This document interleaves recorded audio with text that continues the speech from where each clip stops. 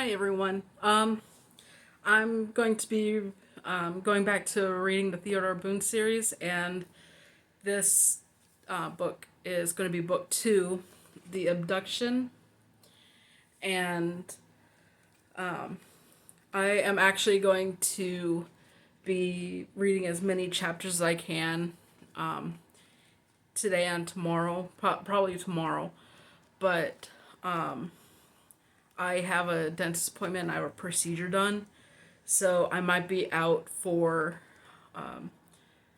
at least a couple days. So I want to try and do like a mass reading, as many chapters as I can,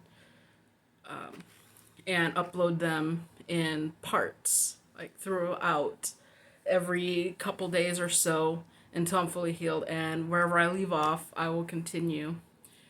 So I just want to let you all know in case you see me in the same outfit. And I am sorry about the backlight, but this is, the best spot I could find in the best position for reading. And I have no curtains. I can't put curtains up here. So I guess you just have to deal with it. And hopefully you're just listening and not really watching. But let's get ahead with the book, okay? Okay, chapter 1. The abduction of April Fenimore took place in the dead of night, sometime between 9:15 p.m., when she last spoke with Theo Boone, and 3:30 a.m., when her mother entered her bedroom and realized he was gone. The abduction appeared to have been rushed. Whoever took April did not allow her to gather her things. Her laptop was left behind. Though her bedroom was fairly neat, there was some clothing strewn about, which made it difficult to determine if she had been able to pack. Probably not, the police thought. Her toothbrush was still by the sink. Her backpack was by her bed. Her pajamas were on the floor, so she had at least been allowed to change. Her mother, when she wasn't crying or ranting, told the police that her daughter's favorite blue and white sweater was not in the closet, and April's favorite sneakers were gone too. The police soon dismissed the notion that she had simply ran away. There was no reason to run away, her mother assured them, and she had not packed the things that would make such an escape successful. A quick inspection of the home revealed no apparent break-in. The windows were all closed and locked, as were the 3 doors downstairs. Whoever took April was careful enough to close the door behind them and lock it on the way out. After observing the scene and listening to Miss Fenimore for about an hour, the police decided to have a talk with Theo Boone. He was, after all, April's best friend, and they usually chatted by phone or online at night before going to sleep. At the Boone home, the phone rang at 4:33, according to the digital clock next to the bed where the parents slept. Mr. Woods Boone, the lighter sleeper, grabbed the phone, while Miss Marcella Boone rolled over and began wondering who would call at such an hour. When Mr. Boone said, "Yes, officer," Miss Boone really woke up and scrambled out of bed. She listened to his end of the conversation, soon understood that it had something to do with April Fenimore, and was really confused when her husband said, "Sure, officer, we can be over there in 15 minutes.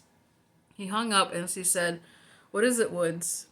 "Apparently April's been abducted and the police would like to talk to Theo." "I doubt if he abducted her." "Well, if he's not upstairs in his room, we may have a problem." He was upstairs in his room, sound asleep, undisturbed by the ringing of the phone. As he threw on blue jeans and a sweatshirt, he explained to his parents that he had called April the night before the cell phone, and they chatted for a few minutes, same as usual. As they drove through Strattonburg in the pre-dawn darkness, Theo could think of nothing but April and of her miserable home life, her warring parents, her scarred brother and sister, both of whom had fled as soon as they were old enough. April was the youngest of 3 children, born to 2 people who had no business having a family. Both parents were crazy, according to April herself, and Theo certainly agreed. Both had drug convictions. Her mother kept goats in a small farm outside of town and made cheese. Bad cheese, in Theo's opinion. She peddled it around town in an old funeral hearse painted yellow, with a pet spider monkey riding shotgun. Her father was an aging hippie who still played in a bad garage band with a bunch of other leftovers from the 1980s. He had no real job and was often gone for weeks. The Finnemores were in perpetual state of separation, with talk of divorce always in the air. April confided in Theo and told him things he vowed he would never repeat. The Finnemore home was owned by someone else, a rental house April hated because her parents had no interest in maintaining it. It was an older section of Strattonburg on a shady street lined with other post-war homes that had seen better days. Theo had been there only one time for a less than successful birthday party April's mother had thrown together 2 years earlier. Most of the kids who'd been invited did not attend because their parents wouldn't allow it. Such was the Finnemore family's reputation. There were 2 police cars in a driveway when the Boones arrived. Across the street, the neighbors were on the porches watching. Mrs. Finnemore went by the name of May and had named her children April, March, and August. Was in the living room on a sofa talking to a uniformed officer when the Boones entered, rather awkwardly. Quick introductions were made. Mr. Boone had never met her. "Theo," Miss Finnemore said, very dramatically, "someone has taken our April." Then she burst into tears and reached to hug Theo. He wanted no part of being hugged, but went along with the ritual out of respect. As always, she wore a large flowing garment that was more a tent than a dress, light brown in color and made from what appeared to be a burlap. Her long graying hair was pulled into a tight ponytail. Crazy as she was, Theo had always been struck by her beauty. She had made no effort at being attractive, quite unlike his mother. But some things you can't hide.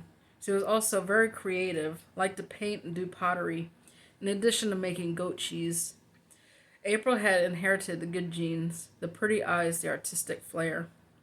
When Miss Finnemore settled down, Miss Boone asked the officer, "What happened?" He responded with a quick summary of what little they knew at the point. "Did you talk to her last night?" the officer asked Theo. The cop's name was Bollock, Sergeant Bollock, which Theo knew because he'd seen him around in the courthouse. Theo knew most of the policemen in Strattonburg, as well as most of the lawyers, judges, janitors, and clerks in the courthouse. "Yes, sir, at 9:15, according to my phone log. We talk about almost every night before going to bed," Theo said. Bollock had the reputation of being a wise guy. Theo wasn't prepared to like him. "How sweet. Does he say anything that might be useful here? Was he worried? Scared?" Theo immediately caught in a vice. He could not lie to a police officer, yet he could not tell a secret that he'd promised he wouldn't tell. So he fudged a bit by saying, "I don't recall anything like that." Miss Finnemore was no longer crying. She was staring intensely at Theo, her eyes glowing. "What did you talk about?" Sergeant Bollock asked. A detective in plain clothes entered a room and listened carefully. "The usual stuff. School, homework. I don't remember everything." Theo had watched enough trials to know that answers should often be left vague and that "I don't recall" and "I don't remember" were perfectly acceptable in many instances. "Did you chat online?" the detective asked. "No, sir, not last night. Just phone." They often used Facebook and text messages, but Theo knew not to volunteer information. Just answer the question in front of you. He had heard his mother say this to her clients many times. "Any sign of a break-in?" Mr. Boone asked. "None," said Bollock. Miss Finnemore was sound asleep in his downstairs bedroom. She heard nothing at some point she got up to check on April. That's when she realized she was gone. Theo looked at Miss Finnemore, who again shot him a fierce look. He knew the truth, and he knew that he, as he knew he knew the truth. Trouble was, Theo couldn't tell the truth because he made a promise to April. The truth was that Miss Fenimore had not been home for the past 2 nights. April had been living alone, terrified, with all the doors and windows locked as tightly as possible, with a chair jammed against her bedroom door, with an old baseball bat across the end of her bed, with a phone close and ready to dial 911, and with no one in the world to talk to but Theodore Boone, who had vowed not to tell a soul. Her father was out of town with his band. Her mother was taking pills and losing her mind. In the past few days, has April said anything about running away? The detective was asking Theo. Oh, yes, nonstop. She wants to run away to Paris and study art. She wants to run away to L.A. and live with March, her older sister. She wants to run away to Santa Fe and become a painter. She wants to run away, period. I don't recall anything like that, Theo said. And it was the truth because in the past few days could mean almost anything. Thus, the question was too vague to require a definite answer on his part.